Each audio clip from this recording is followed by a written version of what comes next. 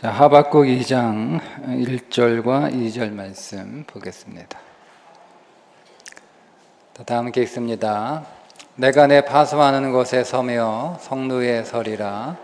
그가 내게 무엇이라 말씀하실는지 기다리고 바라보며 나의 질문에 대하여 어떻게 대답하실는지 보리라 하였더니 여호와께서 내게 대답하여 이르시되 너는 이 묵시를 기록하여 판에 명백히 새기되 달려가면서도 읽을 수 있게 하라. 아멘. 하박국은 하박국 선지자의 의문으로 시작을 하죠. 하박국 선지자에게는 두 가지 큰 이해할 수 없는 의문이 있었어요. 하나는 왜 하나님이 패역한 백성들, 범죄하는 백성들을 왜 가만두시는가? 하나님 그들을 징계하셔야 되는데 왜 하나님은 그냥 그대로 내두세요? 라고 하는 의문이 있었어요. 하나님은 공의로운 분이 아닌가? 하나님은 하나님 백성들이 저렇게 범죄하고 하나님 잘 섬기지 않고 저렇게 막 살아도 괜찮은가? 뭐 이런 의문을 가지고 있었던 거죠. 또 하나는 거기에 대하여 하나님이 그럼 내가 그들을 징계하겠다 이렇게 대답을 하시는데 누구를 통하여 징계하시는가 하면 블레셋 이방 사람들을 통해서 바벨론 하나님이 이방 사람들을 통해서 그들을 징계하시겠다. 이건 더 이해가 안 되는 거죠. 왜냐하면 하나님이 징계하시려면 그래도 하나님의 백성들인데 어떻게 하나님도 알지 못하는 저 패역한 이방 사람, 우리가 아무리 잘못했다고 하더라도 이방 사람들의 손에 우리를 맡기셔서 우리를 징계하시고 우리를 처벌하신다라고 하는 게 도저히 이해가 안 되는 거예요. 하박국의 마음이 어떤 마음일까 한번 하박국을 전에 묵상하면서 생각했던 적이 있었는데요. 왜 하나님이 믿음 없는 자들, 패역한 자들, 교회를 흔드는 자들, 교회를 어지럽히는 자들, 교회를 후퇴하게 만드는 자들을 하나님이 왜 가만두실까? 저는 이게 이해가 사실은 안 됩니다. 어떻게 하나님이 교회를 그렇게 다루실 수 있지? 하나님의 몸으로 피값을 하신 교회인데 하나님의 교회를 그렇게 다루시는 게 도저히 이해가 안 됐던 적이 있어요. 물론 뭐 지금도 다 이해되는 건 아니에요.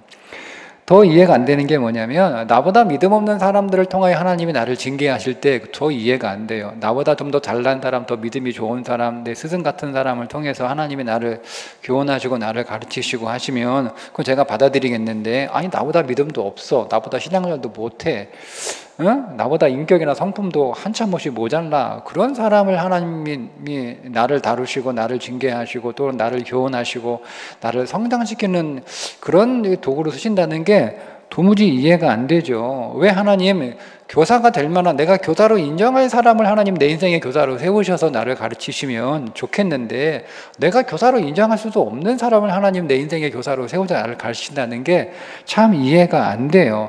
그러니까 하박국이 그런 심정이었을 것 같다라고 제가 조금 더 아마 그 마음을 좀 헤아려 보려고 했던 적이 있습니다. 그런데 오늘 말씀해 보면 하박국이 1절에 하나님께 말씀을 드리잖아요. 하나님 내게 뭐라고 말씀하시는지 제가 기다리고 있어요. 정말 기다리고 간절히 기다리고 있어요. 하나님이 어떻게 대답하실 건지 제가 너무 궁금합니다. 이렇게 얘기를 하니까 이제 하나님의 하박국 선지자에게 내가 말하는 거 잘 기록해라. 달려가면서도 읽을 수 있을 정도로 크게 분명하고 선명하게 기록해라 라고 하시면서 하나님이 하박국에게 일일이 설명을 다 해주시는 게 2장의 내용이거든요. 그러니까 쉽게 얘기하면 이런 거예요. 하박국이 딱 하나님 말씀을 듣고 하나님은 다 계획이 있구나. 이걸 깨달아요. 하나님은 다 계획이 있구나. 하나님은 다 계획이 있구나. 그러니까 여러분 우리가 하박국 3장 맨 마지막 절에 우리가 너무 잘 아는 말씀 있잖아요. 비록 무화과 나무가 무성하지 못하며 포도나무 열매가 없으며 감람나무에 소출이 없으며 밭에 먹을 것이 없으며 우리의 양이 없으며 외양간에 소가 있을지라도 나는 여호와로 말미암아 즐거워하리로다. 하나님의 구원에 하나님으로 말미암아 기뻐하리로다. 뭐 이렇게 이제 하잖아요. 그러니까 도무지 그 전까지는 이해가 안 됐어. 받아들일 수도 없어. 너무 답답해. 라고 했던 그 하박국 선지자가 다 하나님의 계획이 있구나, 다 하나님의 뜻이 있구나 라고 하는 사실을 깨닫고 나서 그 하나님이 너무 좋아진 거예요. 하나님이 너무 좋은 거예요. 야, 하나님 정말 좋은 분이구나. 이렇게 여러분 하박국이 깨닫게 되는 거죠. 그게 하박국 전체의 어떤 그런 분위기입니다. 자, 여러분 하나님은 좋습니까? 진짜 좋습니까? 얼마나 좋습니까? 네. 하나님 너무 좋은 분 아닌가요? 하나님이 너무 좋아요. 저는 하나님의 그 신실하심이 너무 좋아요. 그렇다고 해서 제가 지금 표현하는데 하여튼 요즘 제가 경험하고 있는 하나님은 정말 좋다. 하나님 정말 좋다. 하나님은 정말 좋으신 분이다. 하나님은 정말 믿을 만한 분이다. 하나님은 정말 신뢰할 만한 분이다. 지금은 이해가 안 되고 지금 가슴도 아프고 기분도 나쁘고 승질도 나고 도무지 하나님 왜 이러시는지 그런 일이 없는 건 아니지만 그래도 그 일의 모든 끝에 나는 하나님 믿어. 난 하나님 믿어. 하나님, 내가 지금 경험하고 있고 내가 이제껏 경험했던 하나님은 정말 너무 좋으신 분이야. 나는 하나님의 갈수록 너무 좋아. 하나님 갈수록 너무 좋아. 여러분, 하나님이 지금 너무 좋은데요. 지금 이 좋은 하나님을 내가 더 좋아하게 될 거라고 하는 생각을 하니까요. 그것도 너무 좋은 거예요. 왜냐하면 내가 지금 하나님을 좋아한다고 하지만 사실 제가 하나님을 좋아하는 그 하나님을 발견한 그 부분은 사실 그렇게 크지 않거든요. 그러니까 점점 갈수록 제가 하나님이 얼마나 좋은 분인지를 발견하게 될 거고 그걸 깨닫게 될 거고 그걸 경험하게 될 거고 그리고 그러면서 하나님을 제가 더 좋아하게 될 거거든요. 그러니까 하나님을 더 좋아하게 될 거라고 생각하니까 그게 너무 좋은 거예요. 그 하나님이 너무 기대가 되고 그래서 나는 힘들고 어렵고 괴롭고 때로는 절망이고 낙심이고 낭망이어도 나는 하나님이 너무 좋다. 분명히 하나님이 다 계획이 있을 거야. 분명히 하나님의 다 뜻이 있을 거야. 라고 그렇게 생각이 되어지는 그게 하박국의 마음이었어요. 여러분 우리가 사람한테 실망하죠. 사람 안에 소망이 없다는 걸 여러분 깨달을 때 여러분 얼마나 절망적인지 아십니까? 여러분 우리가 어떤 사건으로 낙심하죠. 왜 이렇게 내 인생에 이런 사건들은 계속 일어날까? 좀 잦아들만 하면 조용해질만 하면 또 터지고 할 때 우리는 여러분 절망하고 낙심하게 됩니다. 그런데 사람 안에 소망이 없지만 주님이 소망이라는 것. 낙심이 나를 힘들게 하고 나를 어렵게 하지만 그러나 그 안에 주님이 반드시 일하고 계시다라고 하는 사실 그것 때문에 위로가 되는 거예요. 사람은 소망이 없어요. 그런데 그 안에 계신 하나님은 주님은 우리가 얼마든지 소망을 가질 수 있는 분이다. 나는 주님에게 소망을 두고 우리에게 이게 일어난 인생의 여러 가지 일들은 낭망할 수밖에 없고 낙심할 수 없는 일들이에요. 왜냐하면 내 한계를 넘어서는 내 힘을 넘어서는 일들이잖아요. 내가 어떻게 해볼 수 없는 일을 만날 때 우리는 어떻게 해요? 내가 해볼 수 있는 게 없는데 그럼 우리는 낭만과 낙심밖에 할 게 없잖아요. 그런데 그 안에서 하나님은 분명히 다 계획이 있고 하나님은 분명히 일하고 계신다라고 하는 그 사실 그 믿음 때문에 위로가 되고 힘을 얻는 것 아닙니까? 여러분 우리가 무조건 믿어라 사실요 무조건 믿는 건 어려워요. 여러분 무조건 믿는 게 됩니까? 덮어놓고 무조건 믿어. 사실 이게 말은 그렇게 우리가 종종 하고 그렇게 듣지만 제가 경험해 보니까 무조건 믿기가 어려워요. 사실 불가능한 것일 수도 있겠다라는 생각이 들어요. 우리는요 무조건 믿는 게 아니고요 하나님 말씀을 통해서 깨닫는 거예요. 그 말씀을 통해요 내 삶을 이해하는 거죠. 내 삶을 이해하게 될 때 거기에서 믿음이 생겨요. 내 삶을 이해할 때 지나온 날들을 돌아볼 때 나는 그때 분명히 하나님 앞에 그렇게 간절히 기도했던 것도 아니고 그냥 하나님 이랬으면 좋겠어요. 우리 교회가 이랬으면 좋겠어요. 라고 하는 그냥 그 마음을 품었던 거예요. 어렵겠죠? 우리 교회가 이렇게 되기는 어렵겠죠? 근데 지나고 나니까 그때 제가 생각했던 그 일이 어느새 이렇게 된 것을 보고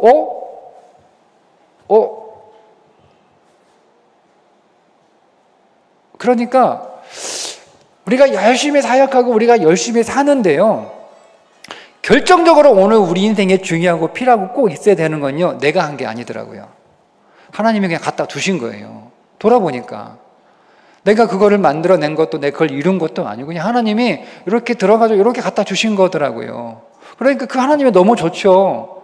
하나님은 내 마음 하나님은 내 기도, 내 생각 하나도 그냥 이렇게 흘려듣지 않으시는 분이구나.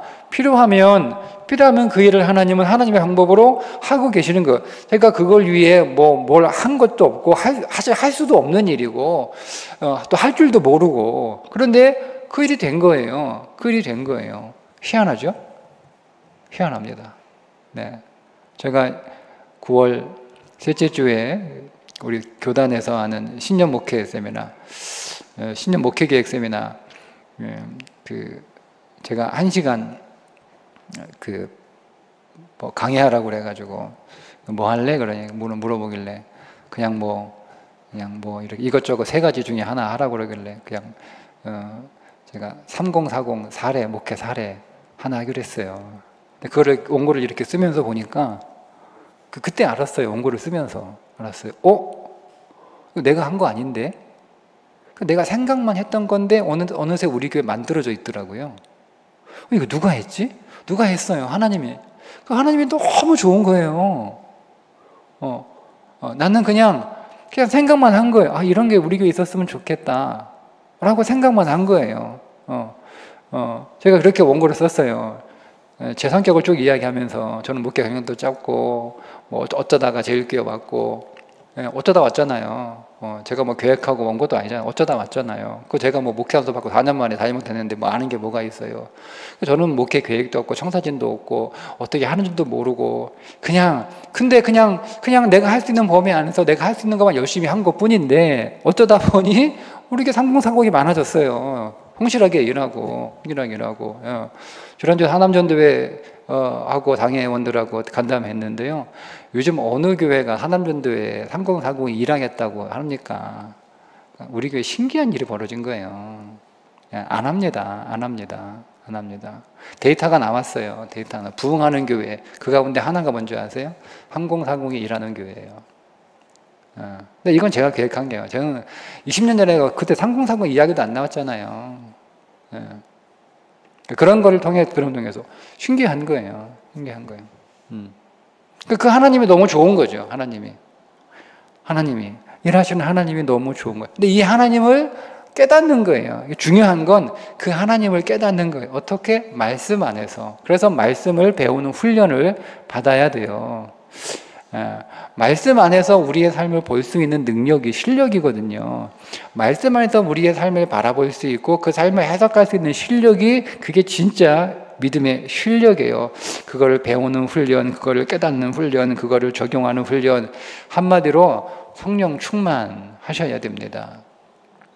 성령 충만은 뭐가 성령 충만이죠? 말씀으로 충만한 거예요. 그런데 여러분, 말씀으로 충만한 것이 성령 충만한 것이다라고 해서 성경 지식이 충만한 것이 성령 충만한 것은 아닙니다. 그 완전히 다른 겁니다. 여러분, 말씀을 지식으로 가지고 있는 사람의 특징이 뭔지 아세요? 말씀을 지식으로 가지고 있는 사람의 특징은 성령 충만하지 못하고 오히려 자기의로 충만합니다. 그러니까 똑같이 말씀을 많이 알고 있는데, 말씀을 많이 알고 있는 사람인데 어떤 사람은 성령으로 충만해요. 그런데 어떤 사람은 말씀을 많이 알고 있는데 자기의로 충만합니다. 그래서 자기의로 충만한 사람의 특징이 뭐냐면 비난자라고 비판자라고, 마치 자기는 의로운 사람인 것처럼, 자기는 잘하고 있는 것처럼 그렇게 평가하는 일을 잘합니다. 그게 말씀을 지식으로 가지고 있는 사람, 자기의로 충만한 사람이에요. 제가 그런 걸 얘기하는 게 아니에요, 여러분. 말씀은 지식으로 가지고 있는 게 아니고요. 그 말씀이 어디에? 내 심령에 자리 잡고 있어야 돼요. 왜 말씀이 내 심령에 자리 잡게 되냐면, 말씀이 머리에 있으면은요, 다른 사람을 판단합니다. 말씀이 마음 안에 있으면 그 말씀이 나를 판단합니다. 그래서 나를 계속 검증합니다. 성령 충만한 사람의 특징이 뭐냐면 말씀으로 자기를 계속 검증합니다. 말씀으로 자신을 계속 검증해서 너는 어떤 사람이야? 너는 이 말씀에 맞는 사람이야? 너 이 말씀에 어울리는 사람이야? 그 말씀이 지식에 머리에 올라와 있잖아요. 그 말씀이 보면 아무개는 이렇고 아무개는 이렇고, 이 목사는 이렇고 저 목사는 이렇고, 이 교회는 이렇고 저 교회는 이렇게 비판만 해요. 근데 이 말씀이 내 심령 안에 내려오니까 어떤 일이 벌어지냐면 너는 어때? 너는 이 말씀에 어울리는 사람이야? 너는 이 말씀이 말하고 있는 사람이야? 너는 이 말씀에 반대에 서 있는 사람이야? 말씀이 자꾸 나를 검증하는 거. 자꾸 말씀은 자기를 보게 하면 그게 성령 충만한 거예요. 그러니까 성령 충만은 두 가지죠. 일단 말씀을 많이 알아야 돼요. 그러면 성경 많이 읽으셔야 되고, 그냥 열심히 배우셔야 되고, 설교 집중해서 들으셔야 됩니다. 말씀이 여러분 안에 일단은 지식으로 들어와 있어야 돼요. 근데 그게 지식으로 있으면 안 되고, 그것이 여러분의 심령 속에 들어와 있어서 그 말씀이 여러분들을 보게 하면 여러분들은 성령 충만한 사람이 되죠. 그렇게 성령 충만한 사람이 되면 여러분의 삶을 말씀 안에서 보게 되는데, 그때 하나님이 너무 좋아지는 거예요. 하나님의 일하심들이 보여지니까. 하나님의 일하신 것들이 보여지니까. 지금 여러분의 인생 안에 하나님의 일하심이 하나도 없었던 게 아니에요. 굉장히 많아요. 굉장히 많아요. 제 인생에도 굉장히 많아요. 근데 그거를 밀어내서 못 보는 거예요. 얼마나 많았겠어요. 근데 이거를 못 보는 거예요. 그러다가 어느 순간 말씀을 통해서 조금 아는 거죠. 조금 아는 거죠. 그 조각이 그 조각이었구나.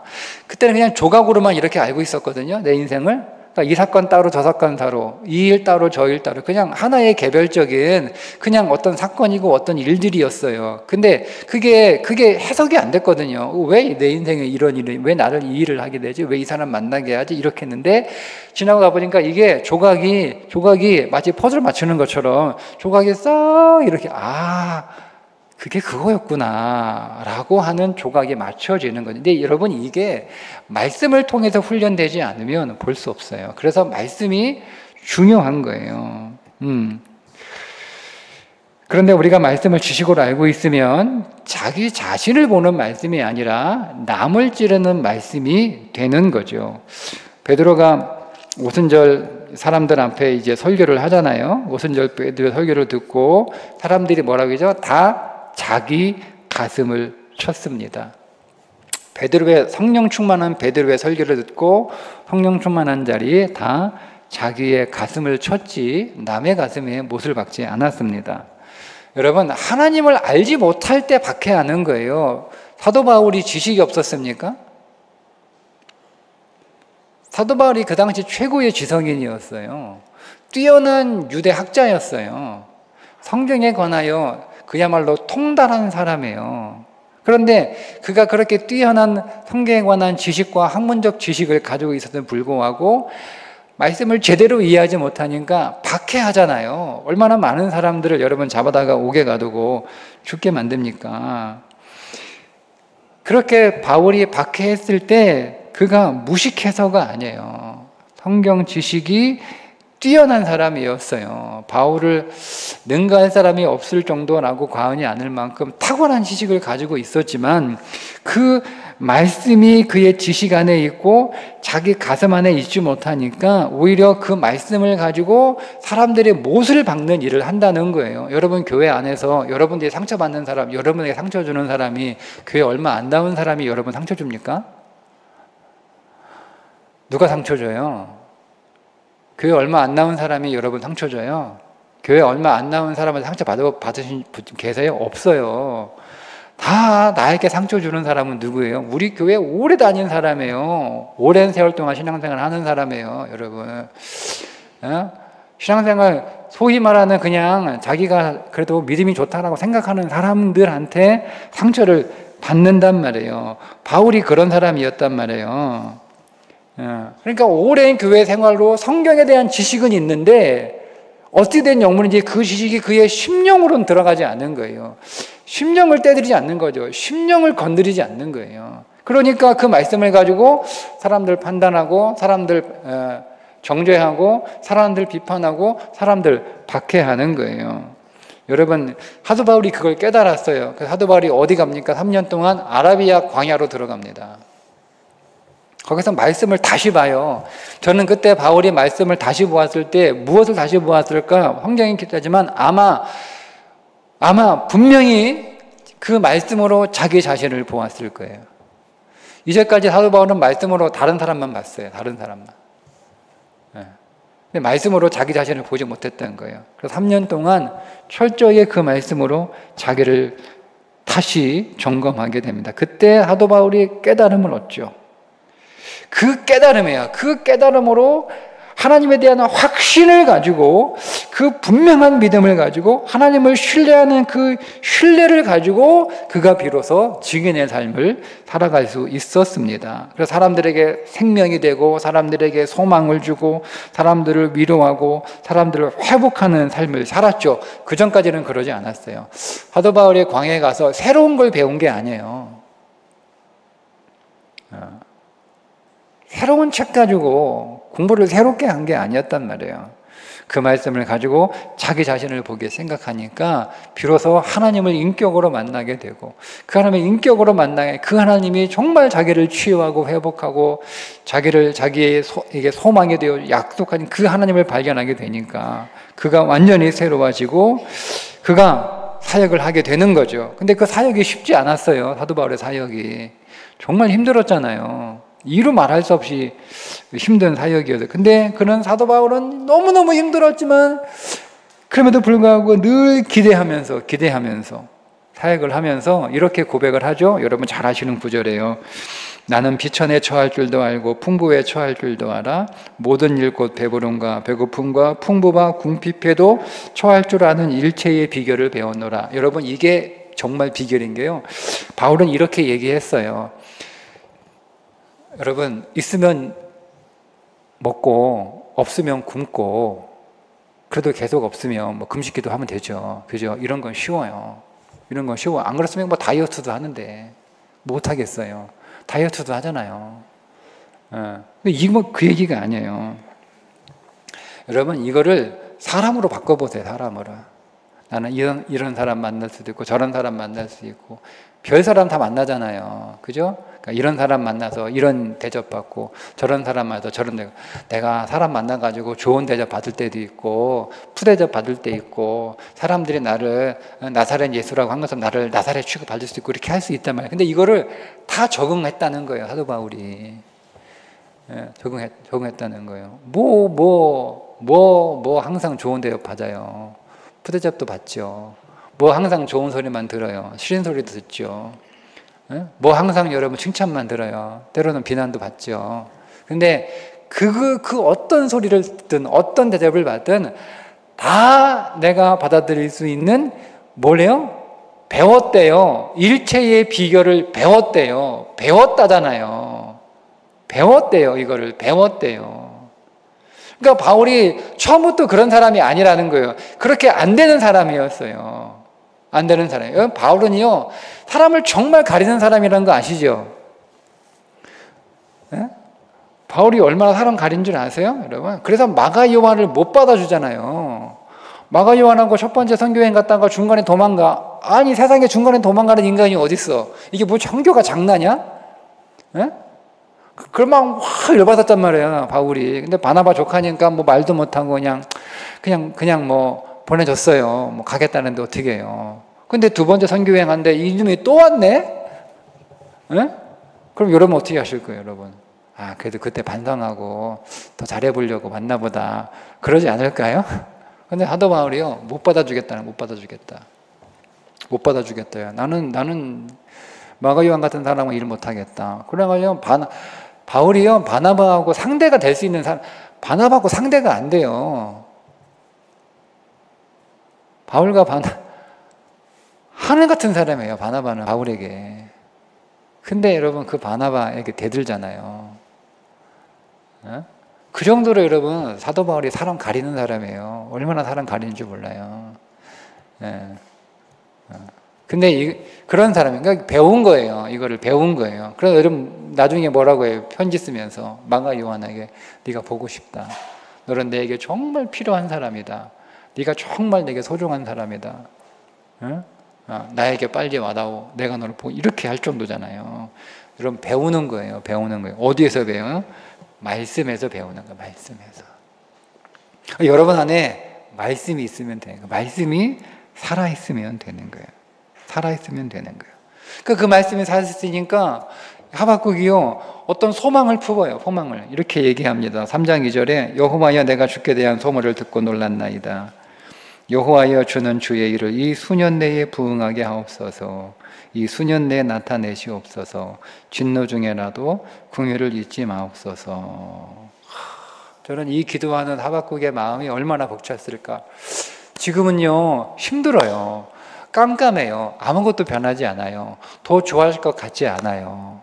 그런데 하나님의 말씀을 통해서 하나님의 일하심을 깨달은 거예요.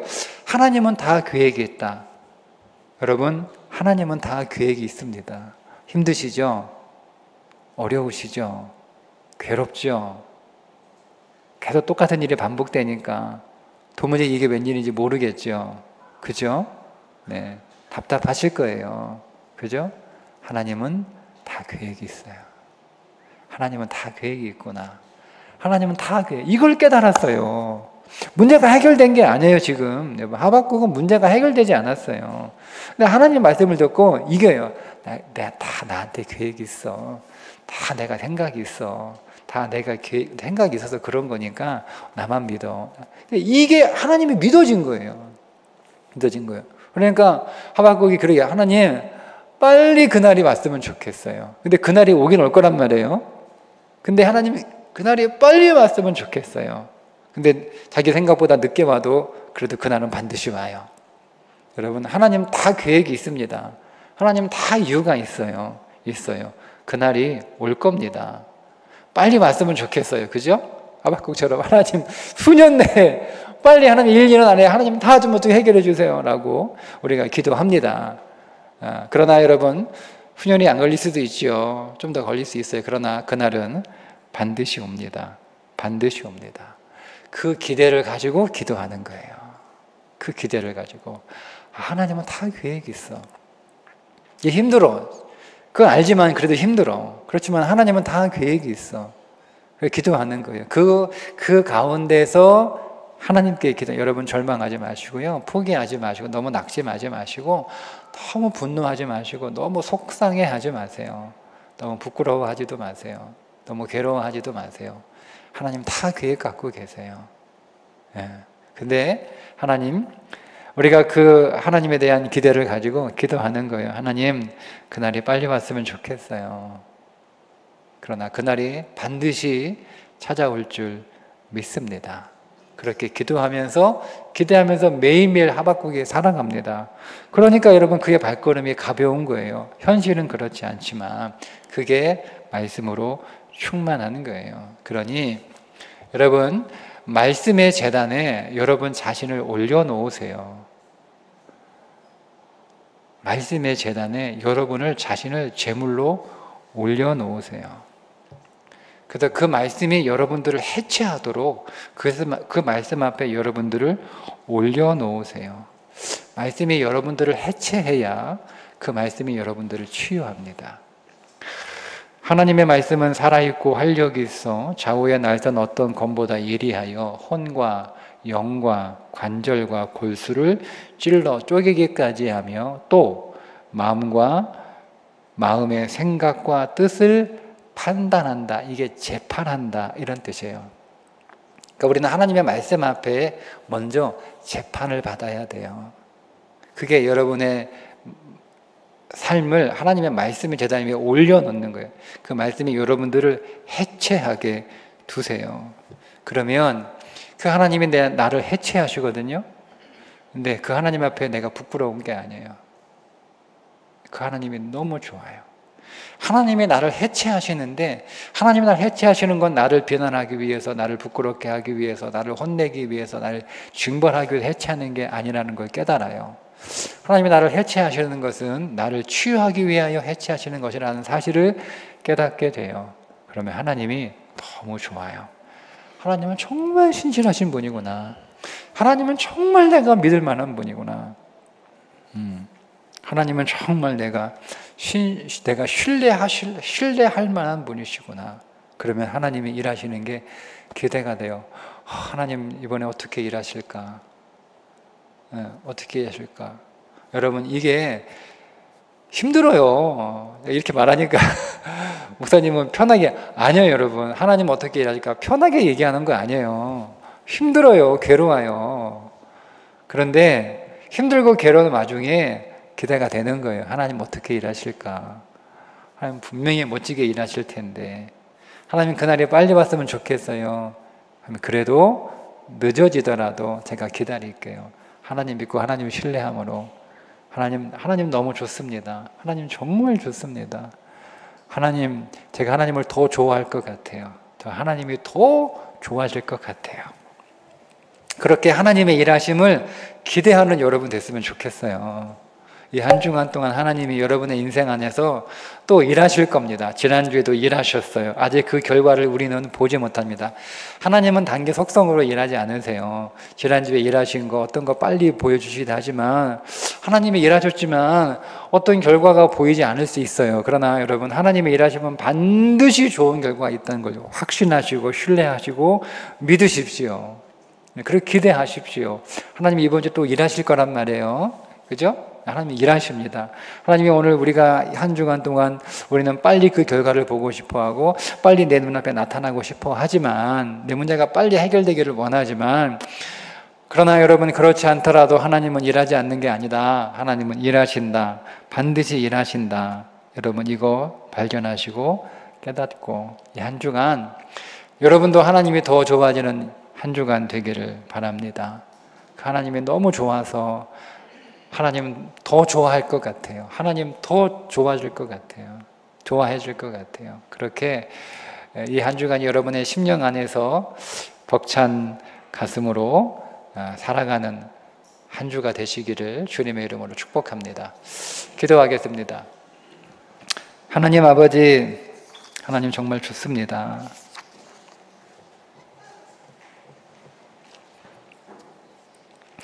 내 인생 안에서 계획한 것, 기대한 것, 그 이상으로 하나님께서 일하시고 또 앞으로도 일하실 것을 기대하니 그 하나님이 너무 좋습니다.